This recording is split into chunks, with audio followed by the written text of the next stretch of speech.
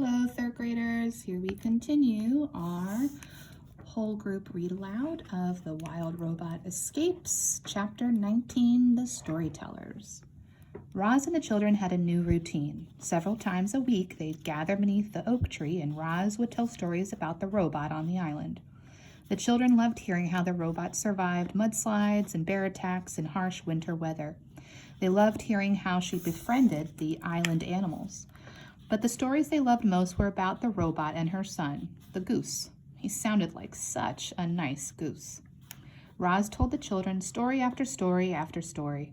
What she didn't tell them, what she couldn't tell them, was that the stories were true, and they were about her.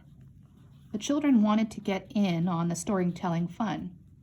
Jaya told adventure stories about dragons and monsters. Jad told silly stories about aliens in outer space. But as the children grew more comfortable with Roz, they began talking about their own lives. They talked about growing up way out in the country. They talked about their schoolmates and their friends and their family.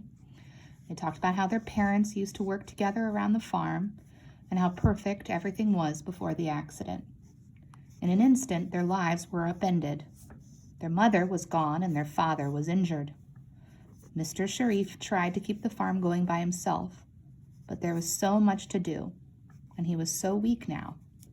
The farm machines powered along, doing their jobs as usual, but they needed to be maintained and monitored. Eventually, the machines started breaking down, and the farm started falling to pieces. The children wondered if life would ever feel normal again. "That's why we got you, Roz," said the girl. "We needed you to save this place." "And that's exactly what you're doing," said the boy with a smile. Tune in tomorrow for our next chapter.